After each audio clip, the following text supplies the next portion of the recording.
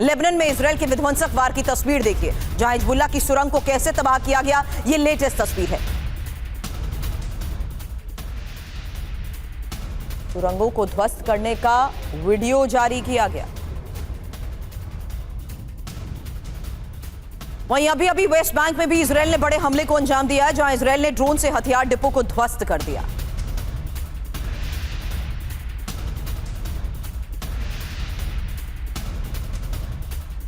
अब गाजा पर फिर हमलों की तैयारी, जहां इजरायली सेना ने गाजा में पर्चे गिराए और हमास से दूर रहने की चेतावनी दी है।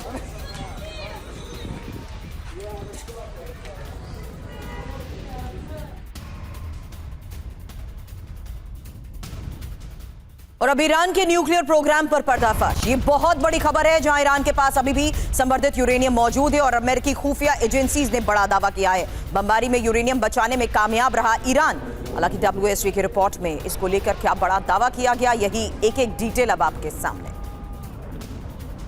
मुस्तबा एटम बॉम्ब बनाने वाले हैं। हालांकि 5 दावे इसको लेकर क्या किए गए हैं, जल्द एक इंफॉर्मेशन आपके सामने, क्योंकि दावा ईरान के पास अभी भी संवर्धन यूरेनियम मौजूद। अंडरग्राउंड बेस पर 400 किलो संवर्धन यूरेनियम छिपाया गया है और अमेरिकी बमबारी से यूरेनियम पर कोई असर नहीं हुआ। परमाणु बॉम्ब बनाने के लिए सेंट्रीफ्यूज भी मौजूद है और अमेरिकी खुफिया एजेंसीज के पास पुख्ता जानकारी है। हालांकि अमेरिका को डर क्या है, ये एक और सबसे बड़ा सवाल है, क्योंकि ईरान के ठिकानों पर 60% संवर्धित यूरेनियम मौजूद और सिर्फ एक हफ्ते में 90% संवर्धन यूरेनियम बना देगा। इतना यूरेनियम 11 परमाणु बॉम्ब बनाने के लिए काफी है। ऐसे में सबसे बड़ी बात यह कि ईरानी परमाणु कार्यक्रम की वजह से ही इस्लामाबाद वार्ता फेल हुई है।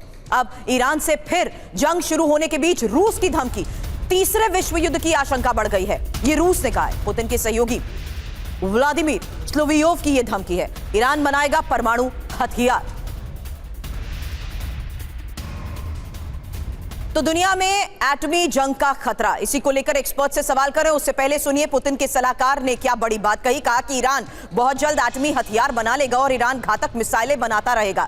ईरान से यूक्रेन पर हमला करने की अपील और मिसाइल से विनाशकारी हमला ईरान करे। हालांकि ईरानी मिसाइल हमले से यूक्रेन में तबाही आएगी। बड़ी बात यही है कि स्लोवियोव पुतिन के बहुत करीबी हैं और यूक्रेन जंग में भी ईरान खुलकर आ सकता है। बदले में रूस ईरान जंग में शामिल हो सकते हैं और भविष्य में ईरान युद्ध का विस्तार भी मुमकिन है। अब दत्ता सर, इस दावे के तहत आज के इस हालात को देखते हुए बस इतना समझाइए, क्या वाकई अमेरिका जो दावा कर रहा था वो गलत साबित होता है, ये बताते हुए कि वो उसके न्यूक्लियर प्रोग्राम में उसको कई साल पीछे खदेड़ चुका है, चाहे जून में हुए हमले हो या अभी लेटेस्ट ऑपरेशंस। देखिए, ट्रंप साहब जो वक्तव्य देते हैं, अगर आपको याद हो जून 25 पे जब 13 दिन का युद्ध हुआ था, उस समय भी उन्होंने ये दावा किया था कि जितने जौहरी संयंत्र हैं उनको हमने खत्म कर दिया है और ईरान अब इस पोजीशन में नहीं है। उसके बाद ही जब ये दोबारा 28 फरवरी को युद्ध शुरू हुआ, तब फिर उन्होंने बोला कि उनके जो न्यूक्लियर असेट्स हैं उनको तबाह किया जाएगा। तो या तो वो तब झूठ बोल रहे थे या अब सच्चाई बयान नहीं कर रहे हैं। तो ये बताता है कि किस तरह से। दूसरा देखिए, ईरान की अदावत अमेरिका से काफी पुरानी है और ईरान को मालूम है कि अमेरिका की कितने क्या रिसोर्सेज हैं और क्या रीच है। तो कोई भी ऐसा देश वो अपनी शो विंडो में तो एटॉमिक जो वेपन्स हैं या जो न्यूक्लियर वेपन्स हैं उनको रखेगा नहीं। उसने जिस तरह से अमेरिका की कैपेबिलिटीज वो जानता है, करीब 600 से 700 मीटर तक वो कंक्रीट को भेज सकते हैं, जो उनके बॉम्बर्स हैं, B-2 बॉम्बर्स हैं। लेकिन ईरान ने अपनी जो न्यूक्लियर जो फैसिलिटीज हैं, जो असेट्स हैं, वो कई किलोमीटर नीचे बना रखे हैं। उसकी अगर मिसाइल सिटीज देखें तो इतनी सुरंगें बनी हुई हैं कि रीजन कि ईरान ने भी ये साफ तौर पर कह दिया था कि आप सीधे ऑपरेशन के तौर पर या पायलट को बचाने की आड़ में इस यूरेनियम को नष्ट करना चाहते थे, कामयाब नहीं हुए, इसलिए मांगने आ गए। हाँ बिल्कुल, क्योंकि देखिए जिस तरह से उन्होंने पायलट के साथ कांटेक्ट किया, वहाँ क्योंकि मोसाद और CIA के काफी एजेंट्स हैं जो ईरान में हैं और ईरान की सबसे बड़ी जो एक वल्नरेबल पॉइंट है वो यही है कि जो ये खुफिया एजेंसीज है वो बिल्कुल रियल टाइम इंफॉर्मेशन इजराइल और अमेरिका तक पहुंचाती हैं। इन सब चीजों को देखते हुए ईरान भी काफी सतर्क है। हालांकि 1,500 से ज्यादा इस तरह के जो सस्पेक्टेड एलिमेंट्स है, चाहे वो मतलब ओवरग्राउंड वर्कर्स हों या अंडरग्राउंड वर्कर्स हों, उनको अरेस्ट किया गया है, कईयों को सजाएं भी दी गई है। तो ईरान ये जानता है कि उसको किस तरह से ये जो अपने जो न्यूक्लियर एसेट है, क्योंकि 10 से 12 न्यूक्लियर बॉम्ब वो बना सकता है। एग्जैक्टली और सर, लेकिन इस अब तरह की ईरान के इस खबरें- ब्रेकआउट टाइम को खत्म करने के लिए अमेरिका आगे क्या करेगा, ये एक बड़ा सवाल है। और आज के इस हालात में एक और सबसे बड़ी खबर है स्ट्रेट ऑफ हार्मूज को लेकर सर, जहां हार्मूज पर अमेरिका ईरान का टकराव बढ़ चुका है और स्ट्रेट ऑफ हार्मूज पर राष्ट्रपति ट्रंप का अल्टीमेटम। राष्ट्रपति ट्रंप के अल्टीमेटम के अब 5.5 घंटे बचे हैं, क्योंकि आज शाम 7:30 बजे तक का वक्त है जब हार्मूज सील करेगी यूएस नेवी। अब डेडलाइन के बाद होगा क्या? तो डेडलाइन के बाद होगा क्या? डेडलाइन के बाद होगी नाकेबंदी। और यहां देखिए किस तरीके से डोनाल्ड ट्रंप साफ कर चुके हैं कि 7:30 बजे हार्मूज सील करेंगे। सेंटकॉम ईरान आने जाने वाले शिप्स को रोकेंगे, ये बड़ा दावा कर रहा है, क्योंकि आगे होगा क्या? हार्मूज में नौसैनिक जहाजों की तैनाती होगी। एक और सबसे बड़ी बात, फाइटर जेट से हवाई निगरानी की जाएगी और साथ ही ड्रोन और पेट्रोल एयरक्राफ्ट और सैटेलाइट निगरानी भी होगी। अमेरिका करेगा क्या? ईरान को टोल देने वाले जहाजों को रोकेगा, ईरानी पोर्ट से निकलने वाले शिप्स को रोका जाएगा, जहाजों को अमेरिकी नेवी से अनुमति लेनी होगी। अब स्ट्रेट ऑफ हार्मूज की नाकेबंदी को लेकर ही दत्ता सर की जा रहे दावों के बीच जाहिर सी बात है ईरान की भी अपने स्तर पर तैयारी है। ईरान कैसे इसे काउंटर करने की कोशिश करेगा, इसको लेकर भी सवाल। लेकिन उससे पहले स्ट्रेट ऑफ हार्मूज की नाकेबंदी हुई तो इसको लेकर एक बड़ा सवाल है, क्योंकि ईरान पर 5 असर तो होंगे ही होंगे। तेल निर्यात कारोबार पूरी तरह ठप हो जाएगा, वहीं हर दिन 1.5 से 2 मिलियन बैरल तेल निर्यात भी रुकेगा और अरबों डॉलर की सालाना आय बंद हो जाएगी। हालांकि अनाज हो या दवाइयां या कोई जरूरी सामान, सब रुक जाएंगे। महंगाई भी बढ़ेगी, खाद्य संकट भी पैदा हो सकता है। हालांकि डोनाल्ड ट्रंप की इसी युद्ध नीति की बात करें या रणनीति की बात करें तो तेल पर निर्भर ईरान की अर्थव्यवस्था को खत्म करना और ईरान से निकलने वाले चीनी जहाजों पर भी लगाम लगाना। हालांकि खाड़ी और सहयोगी देशों को सुरक्षित रास्ता देने की तैयारी को लेकर भी दावा किया गया है। ऐसे में बड़ी बात यह है कि अमेरिका हॉर्मूज स्ट्रेट से माइंस को हटाने की तैयारी कर रहा है। Is it really possible and easy Datta sir? क्योंकि जाहिर सी बात है ईरान ने तो यही बातचीत में ट्रंप कार्ड खेला, कहते हुए कि कैसे माइंस बिछी हुई है, इसलिए एक सीमित रूट है और सिर्फ 15 जहाज जा सकते हैं। ईरान भी तो अपने स्तर पर पूरी तैयारी के साथ ये जानता है ना कि कैसे इन माइंस को हटाने की कोशिश होगी या नाकेबंदी की अमेरिका की रणनीति है। बिल्कुल, देखिए आपने बिल्कुल ठीक कहा, क्योंकि स्ट्रेट ऑफ हॉर्मूज को खोलना इतना आसान नहीं है और अमेरिका जानता है, क्योंकि पिछली बार जब इसको माइन किया गया था 1988 में, तब करीब 14 महीने लग गए थे डी माइनिंग ऑपरेशंस में। और ये माइंस जो होती हैं ये ड्रिफ्ट करती रहती हैं, तो जहां आपने लगाई है, इवन जो लैंड माइंस होती हैं, अगर आप देखें सन 71 की लड़ाई में जो माइंस लगाई थी, अभी भी अगर बॉर्डर एरियाज में जाएं, हालांकि सारे डी माइनिंग ऑपरेशंस पूरे हो चुके थे, लेकिन अभी भी स्ट्रे माइंस कई कई मिल जाती हैं या ड्रिफ्ट हो जाती हैं लैंडस्लाइड वगैरह से, और वहां मवेशी वगैरह मर जाते हैं। तो यहाँ भी जो माइंस है वो ड्रिफ्ट हो रही हैं। तो ये एक बहुत ही बड़ा टाइम कंज्यूमिंग और कैजुअलिटी इंटेंसिव ऑपरेशन होगा। दूसरी चीज, ईरान क्या को ये जो मान टेरेन लिया है, जाए अगर आप कि देखें- बैकअप के तौर पर सीमित ऑपरेशंस की भी शुरुआत हो जाएगी, यानी सीधे हमले? हाँ बिल्कुल, हमले तो सीधे करने ही पड़ेंगे, लेकिन आप ये देखिए कि जो ज्योग्राफिकल टेरेन है जो ईरान की तरफ है, वो ईरान को फेवर करती है। वो हिली टेरेन है और वहां वो अपने जो एंटी शिप मिसाइल्स हैं या ड्रोन्स हैं, उनसे जो भी शिप्स निकलेंगे उनके ऊपर हमला बोल सकता है। अभी आप देखिए बहुत ज्यादा एयर डिफेंस सिस्टम ईरान के पास नहीं है, लेकिन फिर भी उसने कई हवाई जहाज अमेरिका के नष्ट किए हैं। बिल्कुल सर। तो ये जो इकोनॉमिक ब्लॉकेज लगा रहा है, वो केवल अमेरिका इसलिए लगा सकता है कि भाई एक तो ईरान का जो तेल है वो बाहर न जाए, जिससे ईरान में फाइनेंशियल क्राइसिस और ज्यादा एग्रीवेट हो। दूसरा ये है कि वो ये मतलब चाहेगा कि साहब, क्योंकि उसने पहले भी ये इच्छा व्यक्त की थी कि साहब मैं कोई एक खुद टोल वसूल करना चाहता हूं। तो हो सकता है वो कई देशों से टोल लेना शुरू कर दे और उनको जो है मतलब एस्कॉर्ट सर्विसेज प्रोवाइड करे, चाहे वो। हालांकि इसको लेकर भी डोनाल्ड ट्रंप बड़ा दावा कर चुके हैं। सर आऊं आपके पास वापस, उससे पहले एक और बड़ी खबर है, क्योंकि हॉर्मूज पर अमेरिका ईरान में टकराव को लेकर खबर यह कि हॉर्मूज से ईरान ने यूएस के जहाज को लौटा दिया और IRGC ने हॉर्मूज से दूर रहने की चेतावनी भी दी है। ईरानी मीडिया ने वीडियो जारी किया है। चेतावनी के बाद हॉर्मूज से दूर हुआ यूएस शिप। और स्ट्रेट ऑफ हार्मूज पर ईरान ने निगरानी बढ़ाई। एक और बड़ी खबर बता दें, जहां टॉर्बिडो से लैस जहाजों से पेट्रोलिंग, और हॉर्मूज में 30 पेट्रोलिंग जहाज भी मौजूद हैं। सैकड़ों नाव रॉकेट लॉन्चर से लैस हैं। तो हॉर्मूज पर महायुद्ध, जहां ईरान की भी 5 रणनीति। हॉर्मूज में 30 निगरानी जहाज मौजूद हैं। 4000 स्पीड बोट को हॉर्मूज में उतारा, हथियारों से लैस 1500 बोट भी तैनात, साथ ही करीब 18 से 22 सबमरीन से भी तैयारी। सभी शिप 300-500 मिसाइलों से लैस है। और सबसे जरूरी जानकारी ये कि हॉर्मूज स्ट्रेट बेहद संकरा है, 21 से 33 मील चौड़ा है और हॉर्मूज स्ट्रेट में ईरान की स्पीड बोट ज्यादा प्रभावी भी है। हालांकि अमेरिकी युद्धपोत के पास आकर हमला करने में भी सक्षम है। ऐसे में सबसे बड़ी बात नाकेबंदी, माइन क्लियरिंग ऑपरेशन जोखिम भरा है। मेरे सहयोगी मनीष झा इस वक्त हमें ज्वाइन कर चुके हैं और मनीष, दत्ता सर से भी इसी को लेकर सवाल कर रहे थे क्योंकि अब डेडलाइन को देखते हुए काउंटडाउन शुरू होने ही वाला है। ऐसे में नाकेबंदी को लेकर अमेरिका की तैयारी और IRGC की चेतावनी। बिल्कुल सुरभि, देखिए 12 से 24 घंटे का इंतजार करिए। देखिए स्थिति क्या बन रही है कि समंदर में ईरान के पास हॉर्मुज स्ट्रेट में अमेरिका की भी नेवल ब्लॉकेट कर रहा है और ईरान तो वहाँ पर है ही। और अभी आपने दिखाया कि कैसे IRGC और अमेरिकन वॉरशिप के बीच में इंटरेक्शन हो रहा था। दोनों कह रहे थे कि भाई यहाँ से खाली करो, यहाँ से खाली करो। ये तो तब की हालत है जबकि नेगोशिएशन चल रहे थे। 24-36 घंटे पहले का ये वीडियो ईरान ने जारी किया है। लेकिन अब क्या होगा, आज शाम के बाद से क्या होगा कि अमेरिकन वॉरशिप कहेगी कि मैं अब पीछे नहीं हटूंगा बल्कि तू यहाँ से हट, IRGC कहेगा तुम यहाँ से हटो, और उसके बाद दोनों फाइनल वार्निंग देंगे और फिर कोई एक फाइनल शॉट चलाएगा। और जैसे ही एक गोली चलेगी तो दूसरा कहेगा देखो इसने सीज फायर तोड़ दिया, तो अब सीज फायर उल्लंघन हो चुका है, अब लड़ाई शुरू, और इस तरह से शुरू हो जाएगी लड़ाई।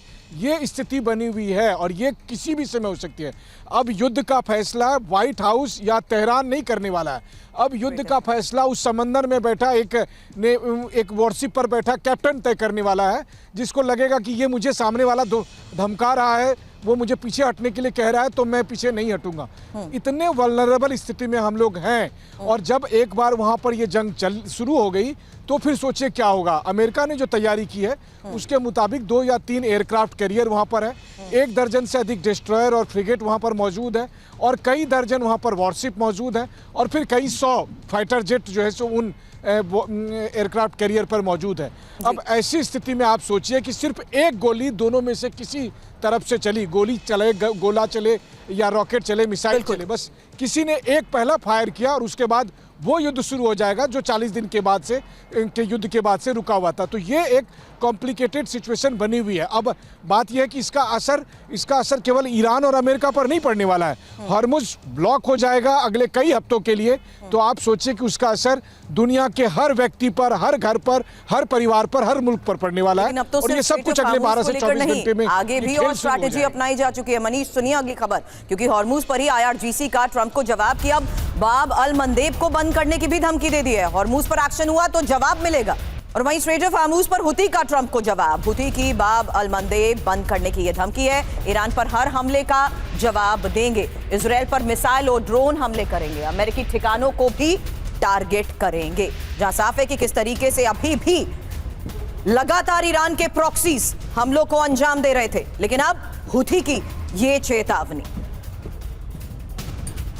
जल्द एक इंफॉर्मेशन आपके सामने रखते हैं। हॉर्मुज का जवाब बाब अल मंदेब। दत्ता सर इसी को लेकर आपसे सवाल भी करूंगी, क्योंकि बाब अल मंदेब क्या है ये बता दें। जहां हॉर्मुज के बाद यमन जिबूती के बीच का वो जल मार्ग है जहां खाड़ी के तेल उत्पादक देशों का आखिरी समुद्री रास्ता है ये, और ईरान समर्थित प्रॉक्सी हुती का बाब अल मंदेब में असर। हालांकि स्ट्रेट ऑफ हॉर्मुज पहले से ही बंद है, क्या बाब अल मंदेब वाला दूसरा रास्ता भी बंद होगा? ये एक बहुत बड़ा सवाल है।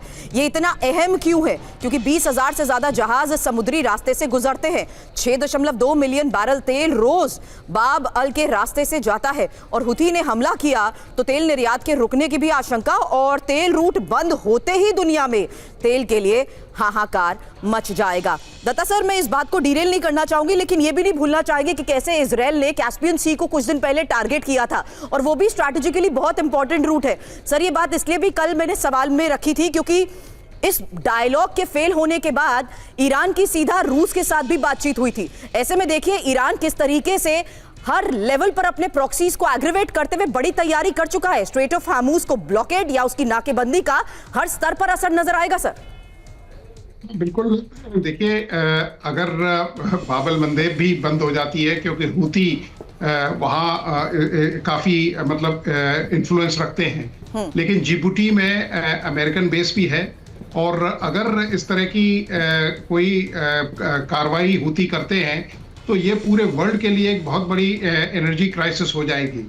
तो जो बाकी के देश हैं, देखिए रशिया ने खुल के ईरान का समर्थन किया है, चाइना ने ये समर्थन किया है। तो अगर ये सिचुएशन को अमेरिका बहुत ज्यादा स्ट्रेच करता है तो ये देश जो है वो प्रत्यक्ष या अप्रत्यक्ष रूप से इस जंग में कूद जाएंगे। और सर डोनाल्ड ट्रंप का ये टैरिफ वाला चाबुक कि जो समर्थन करेगा उस पर टैरिफ लगा देंगे, वो फिर से कह रहे हैं यही बात।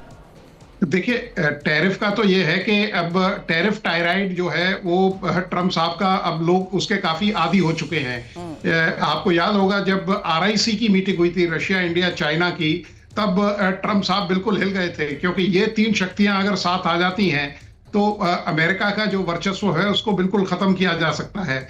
अमेरिका की जो इकोनॉमी है वो ऑलरेडी ढलान पे है, अमेरिका का जो वर्चस्व है वो कम होता जा रहा है, अमेरिका एक फाइनेंशियल क्राइसिस से गुजर रहा है। तो ये सब चीजें ध्यान में रखते हुए, क्योंकि अगर इस तरह की जो सिचुएशन बहुत ज्यादा प्रोलॉन्ग करती है तो इट इज बट नेचुरल कि सारे देश इकट्ठे होंगे और इस क्राइसिस को वो मतलब कुछ ना कुछ इसके ऊपर अपना मतलब प्रतिक्रिया देंगे। और ईरान के साथ वो इसलिए खड़े हो जाएंगे क्योंकि देखिए जब तक ऑयल की, बिकॉज ऑयल ही नहीं है, यहाँ फर्टिलाइजर है, यहाँ आप देखिए एल्युमिनियम काफी यहाँ से निकलता है, सल्फर काफी यहाँ से मात्रा में जाता है, शुगर है, मतलब UAE में एक कंपनी है अल जजीरा जो काफी शुगर वहां से एक्सपोर्ट करती है। तो इन सब चीजों पे का इम्पैक्ट होगा पूरे विश्व में, और खासकर ऑयल पे, क्योंकि ऑयल एक ऐसी चीज है जिसके बगैर कोई भी इकोनॉमी चल नहीं सकती। और मतलब रशिया और चाइना दोनों उठ के मतलब ईरान के समर्थन में खड़े होंगे। और विश्व में जिस तरह देखिए यूके और फ्रांस ने ऑलरेडी मना कर दिया है कि हम स्ट्रेट ऑफ हॉर्मुज में कोई दखल नहीं देंगे।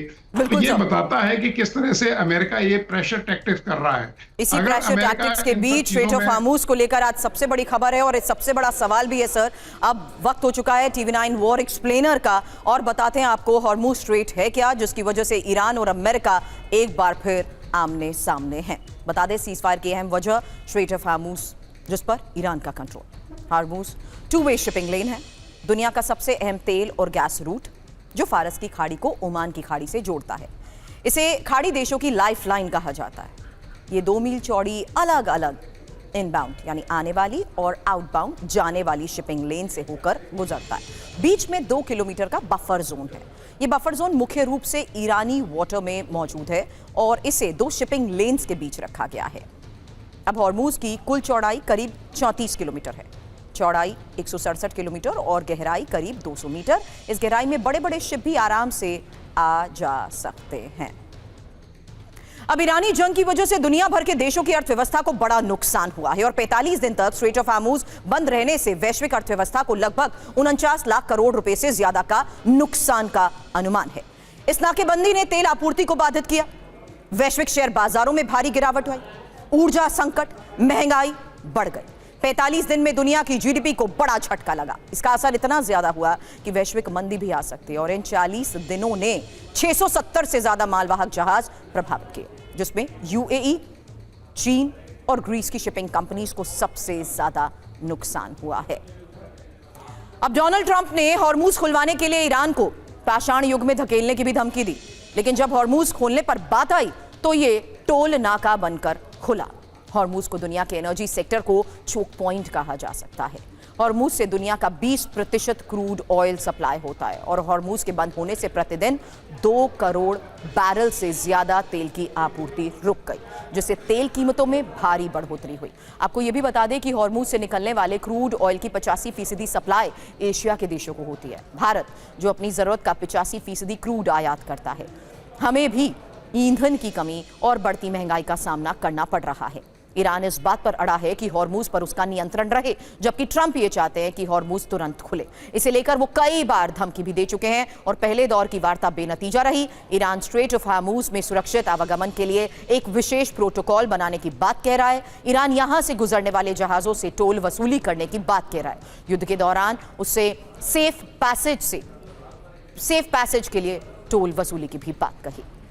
अब हॉर्मुज पर टैक्स वसूली हुई तो दुनिया पर कंट्रोल से कम नहीं है ये, क्योंकि स्ट्रेट ऑफ हार्मूज पर ईरान की आर्मी की बेहद ही जटिल घेरेबंदी है। बिना उसकी परमिशन के कोई भी शिप यहां से गुजर नहीं सकता है और युद्ध से पहले हर दिन 120 जहाज हॉर्मूज से गुजरते थे। इसमें से ज्यादातर आपूर्ति भारत, चीन, जापान, दक्षिण कोरिया और दूसरे एशियाई देशों के लिए होती थी। अगर $2 मिलियन प्रति शिप की दर से वसूली की गई तो सालाना आय लगभग 7 लाख करोड़ रुपए होगी। ईरान चाहता है कि इस महत्वपूर्ण जलमार्ग पर उसके अधिकार को दुनिया मान ले और उसे प्रत्येक जहाज से टोल वसूलने का हक मिले। युद्ध से तबाह ईरान की टोल वसूली से हर महीने $4.5 अरब की आमदनी पर नजर है। अगर ऐसा होता है तो ये उसके लिए किसी जैकपॉट से कम नहीं होगा। इसका सीधा असर कच्चे तेल की कीमतों पर पड़ेगा।